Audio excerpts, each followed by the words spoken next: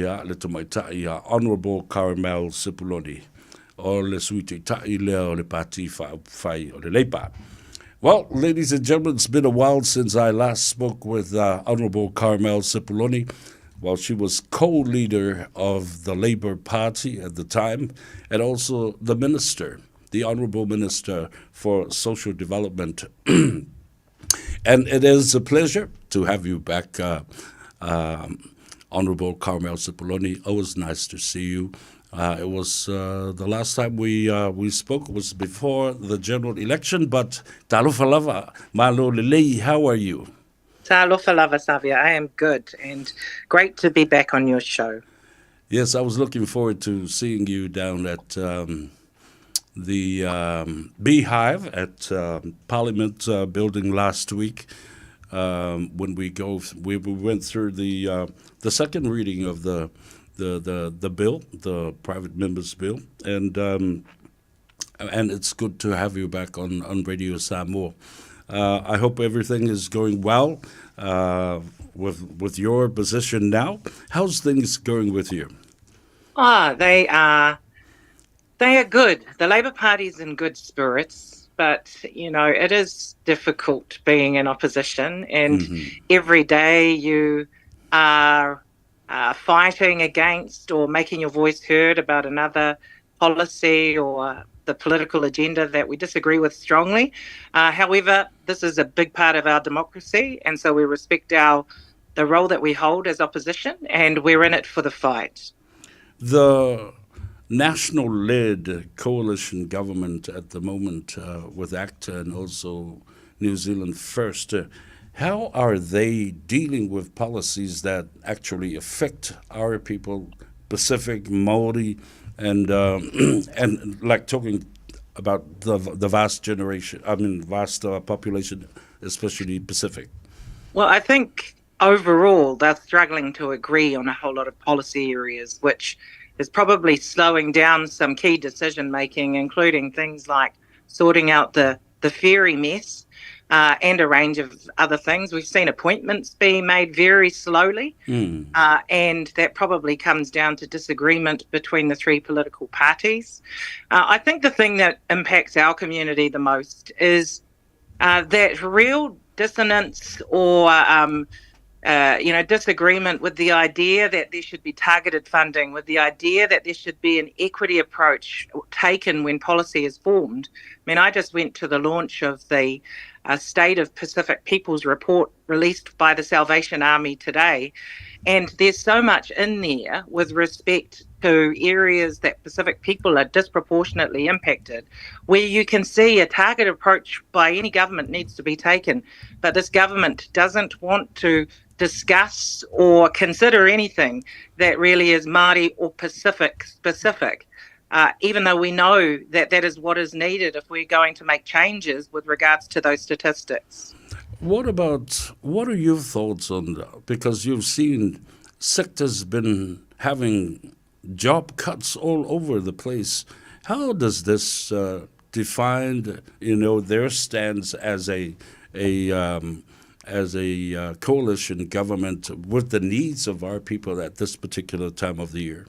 Yeah, it's really tough because whenever there is an economic event or an economic downturn, it's our community that is most impacted. We are the first people that lose jobs. We see that in the rising unemployment statistics for Pacific people. And yet there is a narrative from the government that people just need to get out there and work. Well, it's become increasingly hard to find work. True. Over 6,000 public servants were laid off.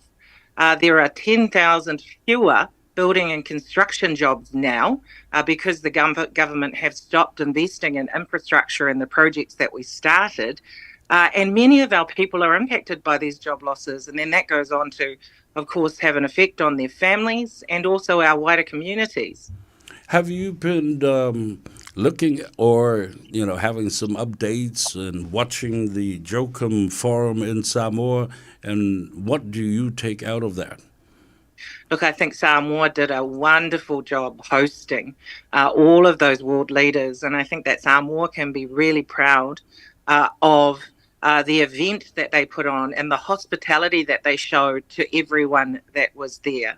I think it was not unexpected to see the topics that were of priority for our Pacific nations, including, of course, top of mind being climate change. And so important that our government was sitting at the table.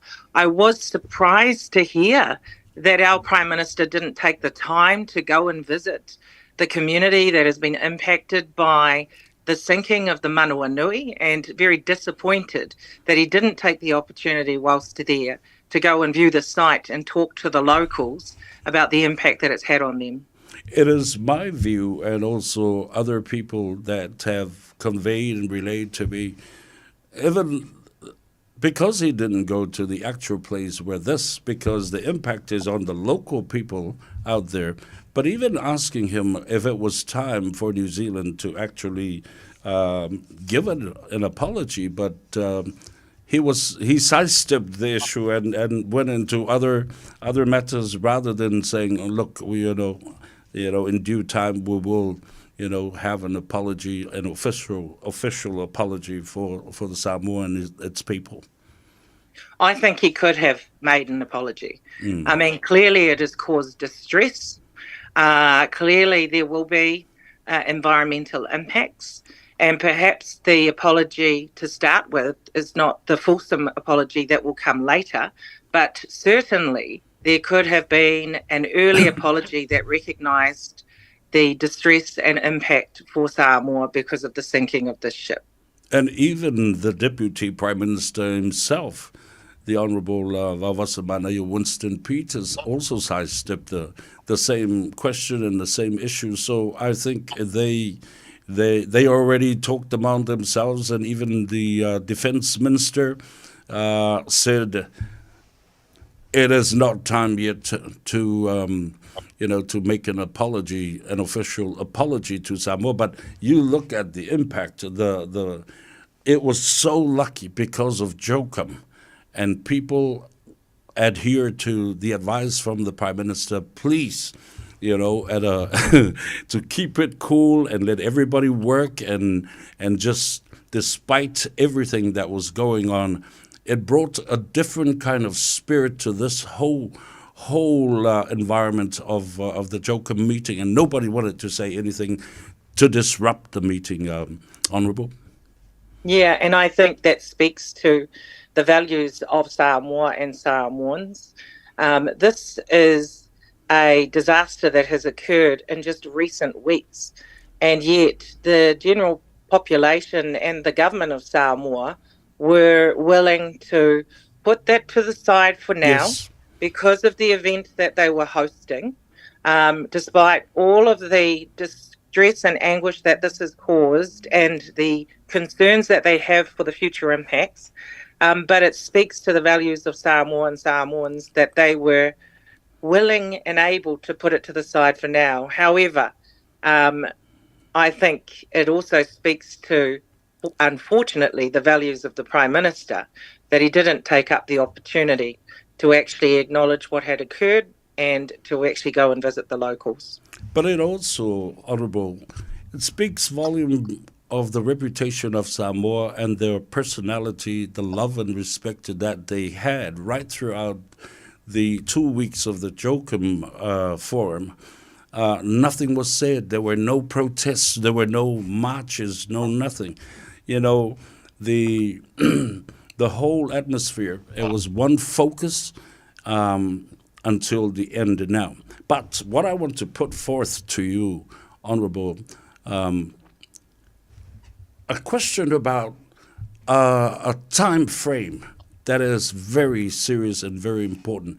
It's still there. The boat, the vessel is still there. The commitment to the food basket security of the people that are mostly vulnerable to what is happening now, if it happens, a disastrous disaster environmentally. Well, I mean, firstly, I do believe the government could have given an interim apology with all of the caveats that may have been involved. And those caveats may have included, we don't yet know how this happened. We don't know whether it was human error or if there was something that we were unaware of that was wrong with the ship. We don't yet know the full extent of the environmental impacts. However, we acknowledge the distress that this has caused Samoa and the local community, and we apologise for that distress. And we will work hard to ascertain how this occurred, and from there, the next steps will be taken. That is the apology that we expected from the government, but we didn't get that. Because some of the questions that are still not being asked are on the table right now. Why? What was Manawanui doing in the coastal waters of Samoa? Who authorized Manawanui to be there at the time of the incident? Now they've found the black box, the Voyager data, which tells everything that happened on that ship. Why not have an independent commission of inquiry instead of New Zealand investigating themselves or the Navy Defense? True. This is true. It is an investigation of themselves. And what we do know in terms of timeframes is that we're expecting the government to release an interim report in mid-November. They said that a full report would be available within 2 months, so we would expect sometime in December. But I do not think that they can sit back on their laurels and just continue to tell Samoa and New Zealand and the rest of the world that we have to wait for that inquiry. There are some things that they can say and that they can respond to. And I feel like it's been absolute silence from this government on this very, very important matter. Livelihood has been jeopardized and compromised, Honourable. You know, many hundreds of families that their food, their livelihood is from the coastline. And now, even the palolo, you've heard of the palolo, and it jeopardizes everything, you know, from income, money, food, you name it. I wonder if it ever crosses their mind in terms of something that has to be done right now, in terms of, you know, a little compensation for people, because they didn't used to go to the shops. They go to the sea and the ocean. Yes. Or something to and I think the government them. have understated the early impacts of the sinking. I mean, we have all heard from the locals about what they are already seeing with respect to their ocean livelihoods. And yet the way in which it's been conveyed by the government is that they haven't really seen any environmental impacts as of yet, or they have downplayed it in a way. Now, it certainly hasn't been downplayed by the locals, and so I'm confused as to why we are hearing these contradictory messages, and I certainly wish that the Prime Minister had gone and heard from the locals directly to find out exactly what their lived experience has been in trying to access their reef and their seafood ever since this occurred. Ever since the chokum ended, the locals and the Council of Chiefs and every member has now been vocal. And you know how our people are. They will just carry on and carry on. And I think their voices and needs to be heard right now. But if you look at the way the local people handled the rescue operation, all 75 lives of these naval officers were saved and brought back home. What do you take on that? Oh, well, this is another thing that we need to be very vocal about, and that is our absolute gratitude to the locals in Samoa for saving the lives of our naval men and women that were on the ship that night that it sank. And it would not have been possible to walk away from this unscathed if they did not have the support of the Samoans that were there to participate in the rescue. Have you heard the story of the rescue operation and one Samoan dude by the name of Louis Sevenifo paddled his kayak and tying another kayak, to his waist, and went with no torch, no nothing. He just saw the flames down there and brought out one of the injured female officers. It's like a miracle and a movie story of our, and then when he brought the officer, and he was turning to paddle back to go straight back because all of them were hanging and were just floating on the boat on the Manawanui. So if stories like this of marvelous bravery and heroism acts, I don't think the government of New Zealand should take this lightly, Your Honour. And I hadn't heard that story, but that is a testament to the courage of our Samoan people. And I'm sure there will be other stories that come out over the course of the coming weeks and the coming months. What do you think New Zealand's commitment to Samoa and the government to now working together to sort this out in a time frame that before any other disaster happens down at the coastline? Well, I mean, we have to now wait for those interim reports. I'm sure there have been conversations. In fact, I know there would be conversations that will be going on government to government and foreign affairs officials to foreign affairs officials between New Zealand and Samoa. And many of those conversations, if not all, will not be disclosed until a later time. This is I guess the nature of government to government relationships. I do understand that. But we have to impress on our government the urgency for releasing information. Yes, Samoa has been patient and respectful because of the hosting of CHOGM. So they put that to the side during that time. But as you have said, Savia, that time has passed.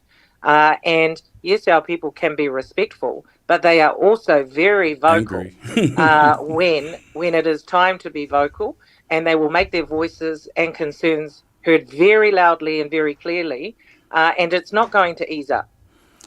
And I was thinking, because I heard in Parliament when Tuyono says, stop the blaming game now and pointing fingers of who's wrong and who's right and what could have been done. It is truly what they should have been doing right now. Absolutely. And I agree with the brother Tianao on that. It's yes, we need to find reasons for why this has happened, but also someone needs to take responsibility. And ultimately, it was a New Zealand naval vessel that was in those waters, and it has sunk in Samoan waters. Responsibility doesn't need to wait for a report to come out. It should be taken. I mean, I may not need to remind you of our relationship with New Zealand for so many years, during the time of colonization to the Talune that came and killed almost 22% of our people, the killing of the head of states, the Tama'ainga to Atupua to Masese, to the dawn raids, and then taking away the rights of our people to the 1982 Citizenship Act. And it's an ongoing dilemma and a fight for us and the government. And they were saying that this could have been done during the time of a Labour government in the past 11 elections. Yes. So if we're talking about the Samoan Citizenship Bill now, Savia, yes. And yes, I think that it could have come earlier. But if it isn't yesterday or the day before when something happens, then today is the best day. And so I'm grateful that our Cook Island brother took the bill forward as a member's bill, and we have supported him 100%. There will be more that needs to occur after this bill is passed.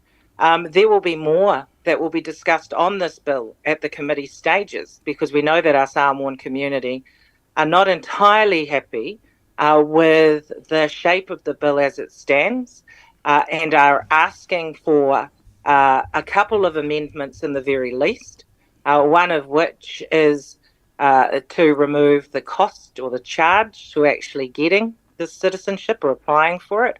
And the other one is, of course, eligibility, and wanting those who are descendants but born before the 1st of January, I believe, 1962, Yep. to also be afforded the same right. Now, those are things that we still need to take to caucus, but certainly at Select Committee, the Greens and not New Zealand First, the Greens and Labour pushed for both of those things to happen, but we were voted down. Now, our last chance to do that is at committee stages. And then in the meantime, I encourage our Samoan community who have come out in the thousands on this bill to lobby New Zealand First, National and ACT on those two particular changes especially. Well, they've said in the first place the reason why National and all the six voted unanimously unopposed this and went to the second reading. Now, we have to put it to the whole House. Will there be a select committee for the whole House as well? Well, no, basically amendments are made debated. there. Yeah, the amendments are debated at committee stages. That is when political parties have the opportunity to put up any changes. They have to still be within scope of the bill. So the two that I've discussed, the possibility of extending eligibility and the possibility of making the application free, at least on an interim basis, are things that can be put forward at committee stages. They are either voted for or against. And so you have to have the majority of votes in committee stages. So in the meantime, I would encourage all of our Samoan community to get writing, go and visit your local MPs if they are National, New Zealand First or ACT, and to really let them know that you want those amendments to be put up and supported in committee stages for this bill. It is quite honest how I view this is that they're happy to have just those people specifically who were born between those dates, 1924 and 1949, to have the opportunity, except adding on descendants to them, because it could be another long fight, Honourable. Yeah. And my personal view is that this was the reason why they all unanimously came to accept this unopposed, is to have these people, because I'm telling you, Honourable, there are less than 6,000 of those who were born in those period of time. And then if they accept the citizens, there's another 10-year step-down period, before they are eligible to cash out and have the superannuation. Yep. Yes. No, that's exactly right. Well, as I said, the committee stages will be the last chance. There's a possibility. I was talking to Rachel Boyack, who is the chair of the committee that this bill has been considered at, and she's a Labour MP. There's a possibility, she thinks, that the committee stages could be as early as next week. Oh. Now, so I would encourage our Samoan community to get writing to the other MPs. Don't worry about Labour and Greens. Yes. We're you don't need to preach to the converted, but to the others you do. And your voices have been heard. There's a real respect. I will say this. I think that even though some of the other political parties, the government political parties, don't necessarily do as we would hope when it comes to policy for our Pasifika community, I think there is still a level of respect for our Samoan community. And so I would encourage our Samoan community to be heard. And you knew what happened, because we have a triangle of the mandate from our people, the sector of ministers and members of the clergy, the members of the Pacific Leaders Forum, and also with the Samoan Advisory Council. These were the three people that also helped out in amalgamating and mobilizing our people. So not only we had 20-something thousand, written submissions, as well as our verbal submissions, but we actually personally went to the leaders of these. That's exactly right. Leaders, and that made a difference. It made a difference. That made a difference. So yes. Now that you said the Labour, don't worry about the Labour and the Green, because you're already on our side. And Te Oh, Māori, and Te Pāti Māori. yeah. They would be as well. I'm not sure if they actually sit on the select committee is the only reason that I forgot to mention them. However, my friend, we have a public meeting with Chris Hipkins in South Auckland tonight. So I'm just about to head out the door to get there on time. All right then. So we will have to talk another time about some of the other issues affecting our community. And also, of course, any time that you want to speak to any of our Labour spokespeople, just let us know. I'm happy. Now, okay, so your advice to us, it doesn't, we still have to mobilize and don't sit on our bums, amalgamate our people, because we can also bring the other, because if there's only 28,000, there are 200,000 other Samoan descendants all around New Zealand that could come and help push this fight forward. But I want to thank you, Lydia Susene, and all our Labour caucus, Pacific and Samoan brothers and sisters in there. I want to convey that to you on behalf of all Samoans that are listening and tuning into our special interview today, and also our brothers in the Green, and also to Yono. Wishing you the best of luck with your meeting, and hope to catch up again at some point. Whafte lava. Soifua, Munuia.